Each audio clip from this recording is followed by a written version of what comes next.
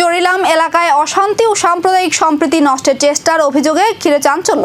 নিজেকে ইস্কন সাধু দাবি করা জয়ন্ত দত্ত ওরফে জনার্দন গোবিন্দ দাসের বিরুদ্ধে এই অভিযোগ তুলেছে চরিলাম বাজার ব্যবসায়ী সমিতি ও ঝুলন উৎসব কমিটি। অভিযোগ, শুক্রবার চরিলাম বাজারের ব্যবসায়ী এবং উৎসব কমিটির সঙ্গে বিবাদে জড়িয়ে বিভ্রান্তিকর প্রচার চালানো হয়। পাশাপাশি বিষয়টির সঙ্গে রাজনৈতিক ব্যক্তিদের নাম জড়িয়ে অপপ্রচার চালানোর অভিযোগও উঠেছে। ঘটনার প্রতিবাদে শনিবার সাংবাদিক সম্মেলন করে নিজেদের বক্তব্য তুলে ধরেন চরিলাম বাজারের ব্যবসায়ী সমিতি ও ঝুলন উৎসব কমিটির সদস্যরা।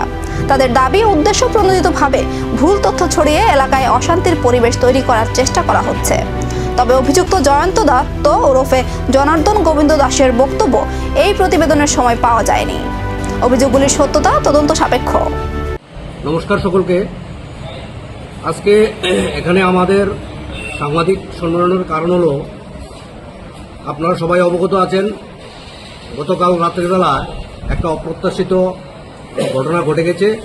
তার কারণ, আমরা এই এলাকার সমস্ত নাগরিক মিলে আমরা সিদ্ধান্ত নিয়েছি যে একটা ঝুলনযাত্রা উৎসব এবং তৎসঙ্গে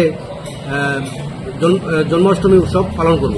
সেই মোতাবেক আমাদের একটা পরিচালন কমিটি গঠিত হয়েছে এবং তার পাশাপাশি ঝুলনযাত্রা উৎসবের চরিলামের ঘটনা ঘিরে অভিযোগ পাল্টা অভিযোগ। আসল সত্য সামনে আসে কিনা নজর এখন সেদিকেই।